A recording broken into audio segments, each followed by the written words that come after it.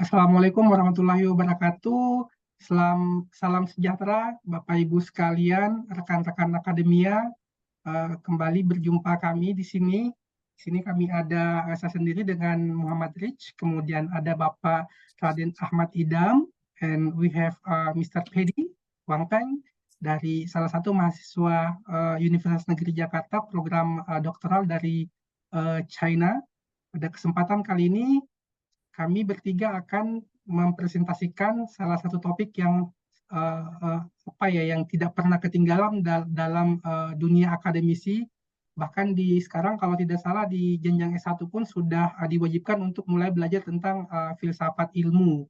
Nah, pada kesempatan kali ini kami akan membahas salah satu sub pokok bahasan atau subtopik dari filsafat ilmu tentang bagaimana objek, materi, dan objek formal dalam ruang lingkup filsafat ilmu itu, khususnya dari sisi atau bidang manajemen sumber daya manusia. Oke, next. Oke, pada presentasi kali ini kami memiliki beberapa list of content presentation. Yang pertama ada opini, bagaimana pendapat beberapa ilmuwan tentang objek materi dan formal dalam filsafat ilmu. Kemudian list konten yang kedua, kami punya definisi dan cakupan konsep yang meliputi cakupan apa saja yang termasuk dalam cakupan konsep objek materi dan objek formal ilmu manajemen sumber daya manusia itu sendiri dalam filsafat ilmu. Kemudian kami juga memiliki konten tentang pendekatan filsafat dalam ilmu manajemen. Jadi bagaimana filsafat ini dicoba untuk direview dalam hal sisi bidang ilmu manajemen. Kemudian yang terakhir kita akan ada sesi closing. Nah, Bapak Ibu rekan-rekan akademia, sebelum kami memulai, kami di sini menampilkan satu welcome message.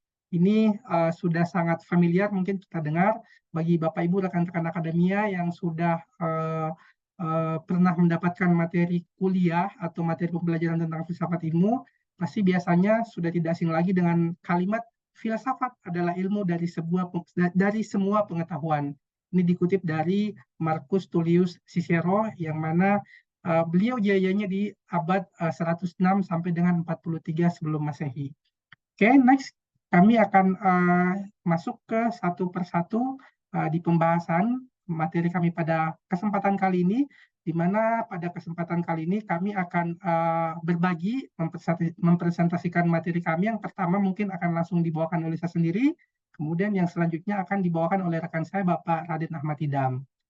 Oke, selanjutnya, Bapak Ibu rekan-rekan akademia, yang pertama kami ingin membahas tentang apa aja sih opini-opini dari beberapa ilmuwan tentang apa sih sebenarnya objek material dan objek formal dalam filsafat ilmu. Nah, kalau Bapak Ibu berselancar di dunia maya ini yang paling menarik pendapat tentang Suparlan Suartono, ini salah satu profesor di Indonesia di mana beliau lulusan dari S1-nya adalah Universitas Gadjah Mada. Suparlan Suartono menjelaskan bahwa objek material filsafat adalah segala sesuatu yang ada, baik yang ada dalam pikiran, ada dalam kenyataan, maupun ada dalam kemungkinan. Kemudian, apakah gerangan segala sesuatu yang ada itu? Jadi, bahwa Suparlan Suartono di sini tidak membatasi ketika misalnya itu baru ada dalam pikiran kita, itu baru ada dalam imajinasi kita, ataupun udah ada dalam kenyataan, itu bisa dikategorikan dalam objek materi filsafat.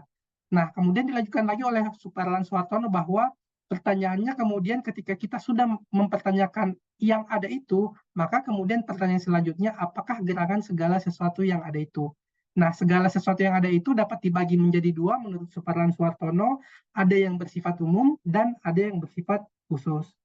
Kemudian dalam pandangan Deliang Gi tahun 2004, ini juga menjelaskan bahwa objek formal adalah pusat perhatian dalam penelah ilmuwan terhadap fenomena itu.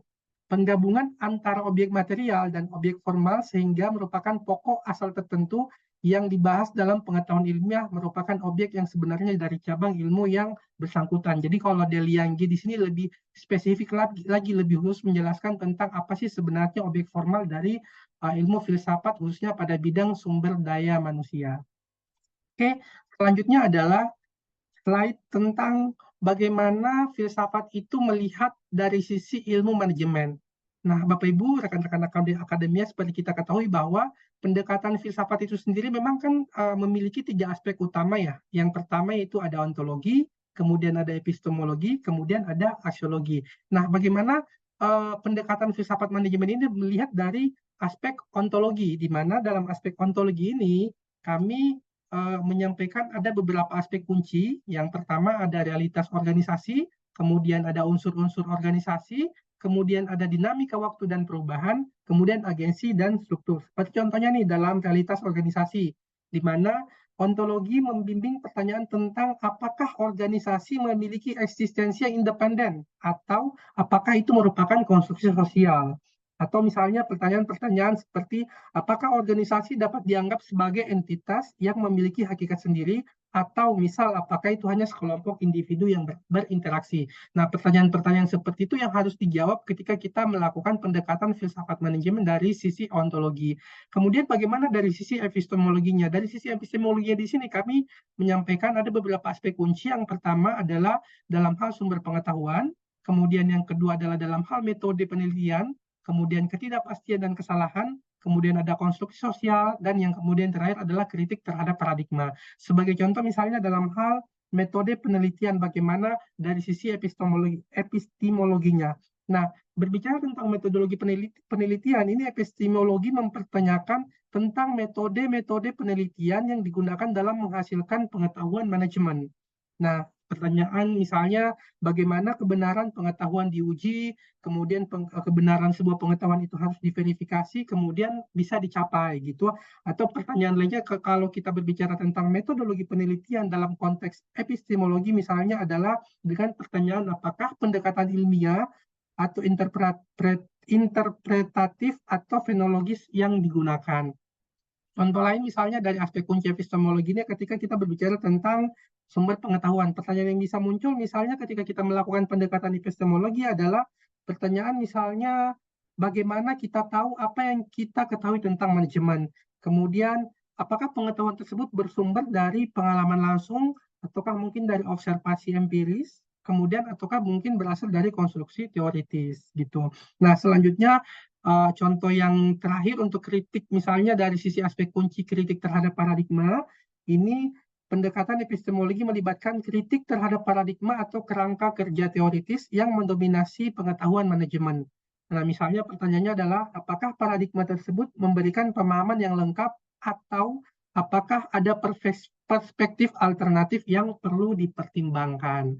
Nah, selanjutnya dari sisi aspek aksiologi, bagaimana pendekatan filsafat manajemen itu melihat dari sisi aksiologinya. Nah, di sini juga kami memaparkan ada beberapa aspek kunci dari bagian aksiologi. Yang pertama adalah ada nilai organisasi, kemudian ada etika bisnis, kemudian ada kepemimpinan berbasis nilai.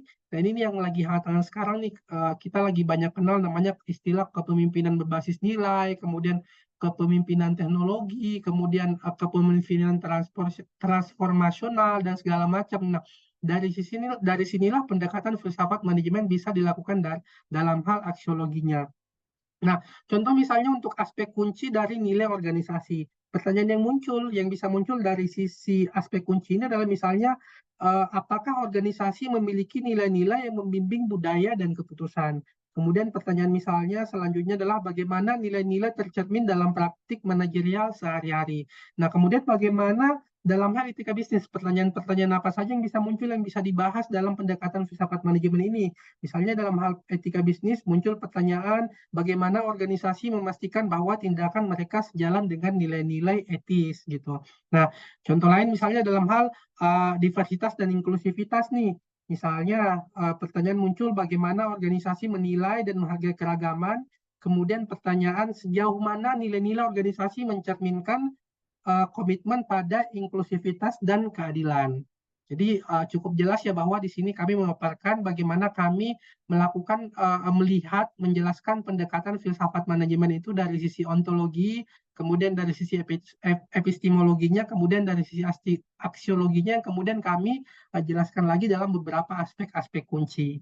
Oke, kita lanjut ke slide berikutnya, yaitu objek formal dan materi dalam ilmu manajemen SDM. Jadi kami di sini lebih fokus lagi ke berbicara tentang ilmu manajemen SDM. Kalau di awal tadi ada definisi tentang objek formal yang disampaikan oleh Suparlan Suartono, kemudian ada definisi yang disampaikan oleh Del Yanggi, itu secara umum, secara general. Nah, dimulai daripada sesi ini, kemudian ke belakang yang dilanjutkan oleh rekan saya Bapak Ahmad Hidam gitu. Di sini kita akan lebih fokus membahas tentang ilmu manajemen sumber daya manusianya. Nah, dalam objek materi dalam ilmu manajemen ini bahwa objek materi dalam ilmu manajemen sumber daya manusia merujuk pada realitas konkret yang menjadi fokus kajian, yaitu aktivitas dan interaksi yang terkait dengan pengelolaan sumber daya manusia di dalam organisasi. Nah, di mana di dalam objek materi dalam ilmu manajemen sumber daya manusia ini memiliki beberapa cakupan-cakupan konsep yang nanti akan dijelaskan oleh rekan saya satu persatu biar lebih detail lagi. Kemudian dari sisi objek formal, objek formal di sini didefinisikan dalam ilmu manajemen sumber daya manusia merupakan konsep atau abstraksi yang melibatkan ide, kemudian ada prinsip dan teori yang membentuk dasar analisis dan pemahaman terhadap objek materi tersebut gitu. Nah, Bapak Ibu sekalian, rekan-rekan akademia, rekan-rekan khususnya mahasiswa Universitas Negeri Jakarta program doktoral kelas non reguler A tahun 2023 dan profesor pengampu yang kami hormati gitu. Ini akan kami lanjutkan membahas satu persatu tentang apa saja sih yang menjadi cakupan konsep-konsep dalam masing-masing objek formal dan objek material dalam ilmu manajemen sumber daya manusia ini ketika kita belajar tentang filsafat ilmu. Slide selanjutnya saya serahkan kepada rekan saya, Bapak Raden Ahmad Idam, untuk menjelaskan lebih komprehensif dan lebih detail lagi tentang masing-masing konsep dari objek materi dan objek formal. Saya persilakan Pak Idam. Terima kasih. Ya, baik. Terima kasih Pak Rich atas penjelasannya yang komprehensif ya. Kemudian Pak Pediwang, mohon izin saya akan melanjutkan penjelasan tentang apa saja itu objek materi dalam ilmu manajemen SDM ya. Seperti yang tadi dijelaskan oleh Pak Rich ya, bahwa dalam belajar ilmu manajemen SDM itu ada objek materi dan objek formal gitu. Dan di sini saya akan coba jelaskan contoh dari objek materi dalam ilmu manajemen SDM, di antaranya ini tentang rekrutmen, kemudian tentang pelatihan pengembangan, evaluasi kinerja, dan manajemen hubungan kinerja. Nah, satu dulu tentang rekrutmen gitu. Nah, rekrutmen itu apa sih sebenarnya objek materi dari proses rekrutmen gitu ya. Nah, karena rekrutmen ini dia merupakan subsistem gitu ya dari suatu sistem organisasi yang lebih besar gitu. Nah, kalau kita memecah lagi dalam rekrutmen ini, maka di dalamnya itu pasti ada proses seleksi, kemudian metode evaluasinya seperti apa, dan kebijakan pengambilan keputusan siapa yang direkrut itu yang menjadi perhatian gitu ya dalam filsafat ilmu materi ini ya. Nah, karena dia itu adalah sebagai suatu subsistem, maka setiap tahapan dalam proses rekrutmen ini dia pasti akan berkontribusi gitu ya pada keberhasilan atau keberhasilan dari sistem manajemen SDM ini ya dalam suatu organisasi. Nah, misalnya apakah kriteria seleksi itu sudah sesuai belum sih dengan tujuan organisasi gitu ya. Terus apakah metode atau proses rekrutmen ini eh, telah memastikan keberagaman dan inklusivitasnya apakah sudah dijalankan atau belum gitu ya. Nah, hal-hal ini yang perlu perhatikan dalam proses rekrutmen dalam sisi objek materi gitu ya. Nah, dari sisi epistemologis kita perlu melihat apakah bagaimana pengetahuan tentang kebutuhan organisasi itu diperoleh dan diintegrasikan ke dalam sistem rekrutmen gitu. Nah, bagaimana sih sebenarnya metode evaluasi dan pemilihan kandidat gitu ya, berdasarkan pada data empiris atau data yang sifatnya intuitif gitu ya. Karena kita memahami epistemologi itu adalah bagaimana cara kita memperoleh pengetahuan gitu. Dan ketika kita bicara soal rekrutmen, maka ya tadi gitu ya, bagaimana sih kita mengetahui oh ini kandidat yang tepat nih gitu ya. Apakah itu berdasarkan dari data CV yang diperoleh gitu ya, atau pengalaman ya interviewer atau para para HR itu dia pasti punya insting, oh ini nih orangnya benar nih, oh ini orang kurang benar gitu. Nah itu dari sisi epistemologis gitu ya. Nah kalau dari sisi etika tentunya kita akan lihat gitu ya, apakah nilai-nilai organisasi itu tercermin dalam proses rekrutmen gitu ya, nilai-nilai dasar organisasi tadi misalnya integritas gitu ya, kemudian keberpihakan, keadilan, transparansi, fairness gitu, itu terlihat nggak gitu. Kemudian akan juga nanti terlihat si dalam proses rekrutmen ini tanggung jawab moral dan prinsip-prinsip nilai dalam perusahaan itu tercermin atau tidak gitu ya dalam menjalankan proses rekrutmen gitu ya. Itu beberapa contoh dalam rekrutmen. Nah, kalau dalam pelatihan pengembangan ya, ini kita lihat dari sisi ontologisnya apa nih gitu ya.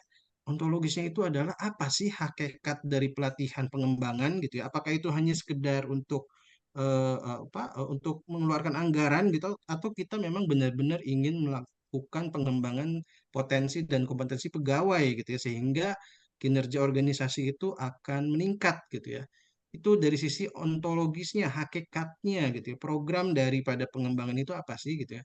Nah, kalau dari epistemologisnya itu adalah kita mempertanyakan pengetahuan atau apa dasar pengetahuan untuk membimbing, merancang, mengimplementasikan program pengetahuan itu, pelatihan itu diperoleh dari mana? Apakah benar-benar murni dari kebutuhan pelatihan gitu ya? Oh, karena kebutuhan unit ini adalah mengembangkan kompetensi A gitu ya. Atau ini pengetahuan ini subjektif atau objektif gitu ya, atau bersifat politis atau benar-benar hanya untuk mengeluarkan anggaran kepentingan tertentu. Nah, ini secara epistemologis kita harus bisa memperoleh pengetahuan eh, yang mendasar gitu ya. Nah, kalau dari segi etis, nah tentunya pertanyaan yang akan kita berikan adalah bagaimana kita, apakah nilai-nilai organisasi itu tertanam gitu ya dalam proses pelatihan dan pengembangan tadi gitu ya. Apa yang menjadi dasar untuk para trainer, para fasilitator itu untuk menyebarkan nilai-nilai daripada organisasi tadi sehingga terbentuklah insan atau apa apa kriteria atau budaya yang tertanam dalam SDM dalam para karyawan tersebut gitu. Nah, tentunya filsafat ilmu akan melihat secara holistik gitu ya dari tiga pendekatan tadi, ontologi, epistemologi, dan aksiologi. Nah, ketika berbicara tentang evaluasi kinerja juga sama gitu ya. Yang kita lihat dari tiga perspektif itu gitu ya, kalau dari sisi ontologisnya itu adalah apakah benar kinerja itu dievaluasi secara objektif, sesuai dengan target, sesuai dengan yang dibebankan kepada dia gitu ya, atau ada pertimbangan-pertimbangan yang lain gitu ya. Apakah memang penilaian kinerja itu untuk meningkatkan kinerja gitu ya dan untuk pengembangan karir pegawai atau tidak gitu ya. Jadi eh, eh, pertanyaan tentang hakikat dari kegiatan evaluasi kinerja. Nah, kalau epistemologisnya itu adalah bagaimana sih si para penilai itu dia bisa mengetahui gitu ya, apakah penilaian ini berdasarkan standar kinerja dan tujuan organisasi atau tidak gitu ya. Ini berdasarkan kontekstual atau universal gitu ya. Apakah epistemologi evaluasi kinerja ini diperoleh secara valid gitu ya dan benar untuk dalam rangka meningkatkan kinerja organisasi atau tidak gitu. Nah, dari sudut pandang etika, nah tentunya kita juga melihat gitu ya dalam evaluasi kinerja itu nilai kembali lagi kita merefer kepada nilai-nilai organisasi ya, keadilan, transparan, tanggung jawab, etika gitu ya. Nah, apakah nilai tersebut ada gitu? Kemudian apakah tujuan evaluasi ini juga sejalan dengan nilai-nilai organisasi gitu ya, sehingga ini akan memberikan kesempatan yang setara terhadap anggota organisasi. Tuh, dan kalau dari manajemen hubungan kinerja gitu ya, yang terakhir ini kembali lagi kita melihat gitu ya, kita pertanyakan dari sisi ontologis apakah hubungan kinerja ini dianggap sebagai entitas yang eksis secara independen atau hanya konstruksi sosial yang terbentuk dari interaksi yang subjektif gitu ya. Kadang-kadang kan ada hubungan kinerja itu yang dia berdasarkan, wah ini rekan saya nih, jadi saya perlakukan spesial gitu ya, tidak berdasarkan relasi yang objektif gitu ya. Dan dari sisi epistemologis misalnya, apakah pengetahuan yang dibangun untuk untuk menjalani dinamika hubungan individu ini dianggap sebagai objektif atau relatif gitu ya. Bagaimana pemahaman kita terhadap hubungan kinerja ini diperoleh melalui observasi pengalaman dan konsep-konsep yang teoritis gitu ya, atau yang tadi ya, yang subjektif tadi gitu ya. Jadi ketika misalnya hubungan kinerja ini dibangun melalui proses yang observasi, yang objektif dan pengalaman, maka pastinya akan terjalin hubungan yang baik gitu ya. Tapi ketika dia hubungannya yang tidak baik gitu ya, maka dia akan cenderung merusak ketatanan hubungan yang sudah ada. Dan dari sisi etika ya sudah pasti gitu ya tadi. Apakah hubungan antara pemilik para organisasi dengan karyawan ini apakah sudah tercermin pada nilai-nilai perusahaan atau tidak gitu ya, nilai keadilan, integritas, keberlanjutan gitu ya. Kemudian apakah tujuan manajemen hubungan kinerja ini sejalan dengan nilai etis yang dianut oleh organisasi atau tidak gitu. Nah, inilah yang hal-hal ini dalam manajemen SDM ya. Kita apabila kita mempelajari filsafat ilmu, maka kita harus benar-benar memahami hakikat gitu ya atau ontologi dari kegiatan rekrutmen, pelatihan, kinerja, hubungan kinerja gitu ya. Itu dari sisi hakikatnya, dari sisi epistemologinya dan dari sisi aksiologi dan etis gitu ya. Oke, next Rich, slide berikutnya.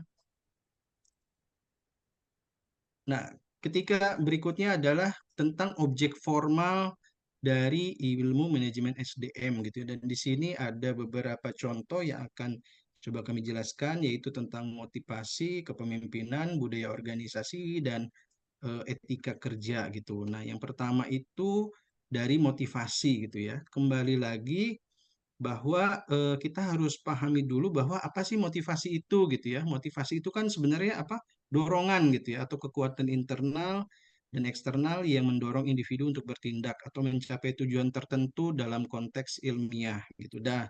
Dan mari kita coba melihat dorongan tadi gitu ya, kekuatan internal tadi dari tiga sisi tadi, ontologi, epistemologi dan etika gitu. Nah, kalau dari sisi ontologi ini adalah motivasi itu apa sih gitu ya? Apakah dia identitas yang nyata gitu ya? Sejauh mana sih sebenarnya keberadaan motivasi itu apakah benar-benar objektif gitu ya atau subjektif atau ada kekuatan eksternal yang mendasarinya gitu. Nah, pemahaman ontologis ini akan membimbing kita gitu ya bagaimana motivasi ini sebagai bagian integral dari keberadaan manusia atau kita gitu ya sebagai karyawan dan bagaimana itu tercermin dalam tindakan-tindakan atau keputusan yang dibuat gitu ya. Jadi kita lihat nih motivasinya apa sih hakikatnya gitu ya. Oke, kemudian yang kedua nih epistemologi gitu ya. Bagaimana sih kita motivasi itu bisa kita mengetahui bahwa oh iya inilah yang mendorong motivasi kita gitu ya. Dengan epistemologi kita coba mengukur, menginterpretasikan motivasinya itu dari mana sih gitu ya berasal. Apakah motivasinya sifatnya empiris, rasional, atau dari paradigma tertentu ya, mungkin dari religius, ideologi, atau yang lain gitu ya. Nah, apakah epistemologi dalam motivasi ini memandu secara reflektif dan filosofis terhadap batasan keandalan pengetahuan kita tentang motivasi ya dalam konteks ilmiah gitu. Nah, ini yang perlu kita tanyakan. Kemudian dari sisi etis ya tentunya kita tanya lagi gitu ya, tentang nilai dan tanggung jawab dalam memahami dan memanfaatkan motivasi ya. Bagaimana etika itu memandu pemanfaatan motivasi terhadap penelitian ilmiah dan praktik ilmiah. Apakah ada pertimbangan etis gitu ya terkait pengaruh motivasi terhadap integritas ilmiah gitu ya. Dan misalnya kita juga menanyakan apakah kita dapat memastikan bahwa motivasi yang kita gunakan itu benar-benar untuk tujuan yang objektif, yang bermanfaat dan dalam kerangka etis ya sesuai dengan nilai-nilai organisasi atau tidak gitu. Itu kalau tentang motivasi. Kalau tentang kepemimpinan juga kita kembali lagi bertanya nih gitu ya. Kepemimpinan itu apa sih gitu ya. Nah, kalau dari sisi ontologi kepemimpinan itu dia mempertanyakan hakikat eksistensinya gitu ya. Apa sih entitas apa sih kepemimpinan itu gitu ya? Apakah dia inherent dalam individu atau konstruksi sosial gitu ya yang lahir dari kebutuhan organisasi gitu. Nah, itu kita harus clear dulu nih kepemimpinannya apa makna di balik kepemimpinan yang ada di lingkungan kita gitu ya, lingkungan kerja. Dari sisi epistemologis juga kita harus melihat gitu ya, bagaimana kita memperoleh pengetahuan gitu bahwa oh, dia ini pemimpin yang efektif gitu ya. Gimana kita mengukur pemimpin yang efektif? Bagaimana kita mengetahui secara empiris gitu ya, secara data atau secara pengalaman gitu ya, bahwa dia itu memang capable untuk menjadi pemimpin gitu ya. Bagaimana pandangan epistemologi ini membimbing kita gitu ya untuk mengetahui konsep kepemimpinan yang ideal dan bagaimana kita memahaminya secara ilmiah gitu ya. Dan dari sisi etis ya tentunya kepemimpinan yang bertanggung jawab dan sesuai dengan nilai dan etis itulah yang perlu kita lihat gitu ya. Apakah nilai-nilai yang dibawa dalam kepemimpinan ini diarahkan kepada tujuan yang etis atau tidak gitu ya? Apakah terdapat hubungan antara kepemimpinan dengan nilai-nilai kejujuran, integritas, keadilan gitu ya dalam pengembangan ilmu pengetahuan atau tidak gitu. Nah, ini beberapa pertanyaan mendasar tentang kepemimpinan gitu. Dan ketiga ini tentang budaya organisasi. Kembali ya kita nanyakan ya, apa sih sebenarnya budaya organisasi? Apa sih hakikat dari atau ontologi dari budaya organisasi gitu ya? Apakah budaya ini sebagai entitas yang mandiri gitu ya, atau dia merupakan hasil dari interaksi atau pemahaman di antara anggota organisasi gitu ya. Nah, apakah budaya organisasi bersifat dinamis atau dia permanen gitu ya? Padahal ini waktu ini terus berubah gitu ya. Jadi yang kita pahami itu kan budaya itu kan dia esensi gitu ya, atau implikasi dari nilai-nilai, norma, keyakinan bersama yang terbentuk dalam organisasi yang itu sifatnya itu biasanya inherent ya, tidak terlihat tapi dia terjelaskan dalam kegiatan sehari-hari gitu. Nah, budaya organisasi pun ada bisa kita lihat dari sisi epistemologinya juga gitu ya. Bagaimana filsafat ilmu ini menyoroti tentang sumber pengetahuan tentang budaya organisasi, bagaimana kita bisa mengukur, memahami gitu ya.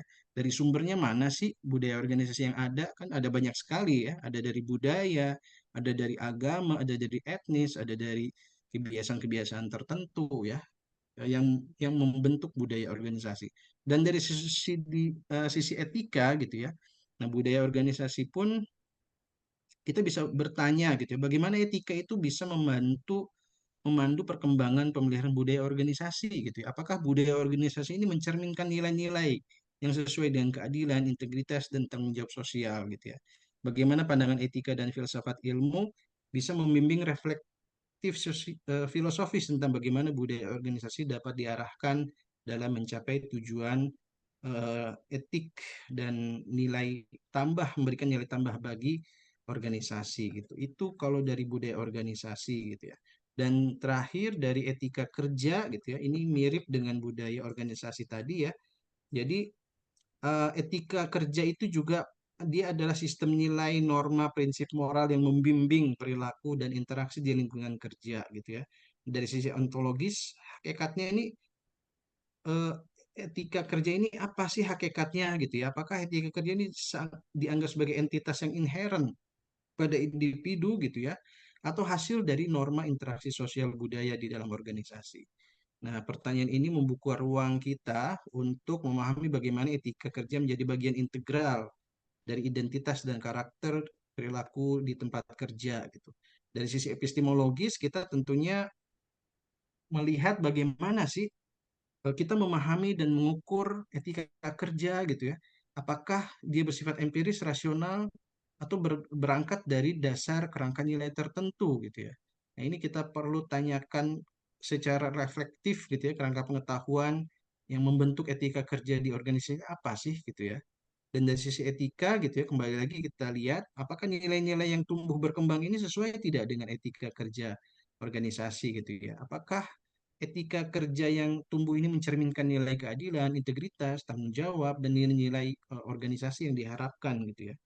Pandangan etika dalam ini pun dalam filsafat ilmu akan membimbing kita secara reflektif filosofis ya, bagaimana etika ini bisa menjadikan pedoman atau referensi untuk mencapai tujuan organisasi ya dengan cara yang etis dan berikan dampak positif bagi anggota organisasi dan masyarakat gitu ya. Jadi itu beberapa contoh tentang objek formal ya dari motivasi, kepemimpinan, budaya organisasi, dan etika kerja. Gitu mungkin Pak Rich, mungkin bisa dilanjutkan oleh Mr. Pedi. Kami Ya, silakan. makasih.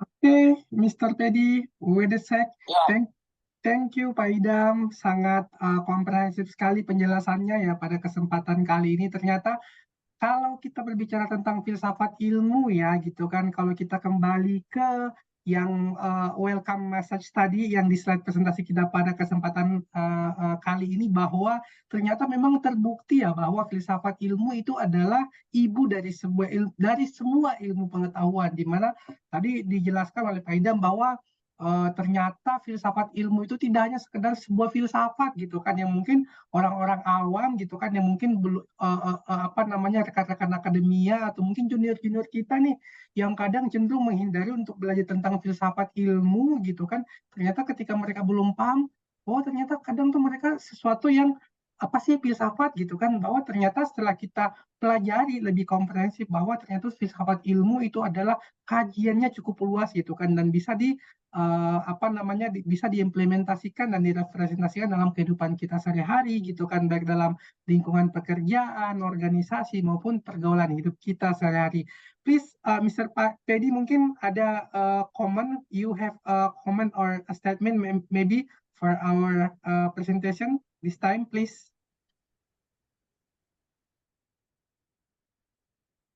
oke.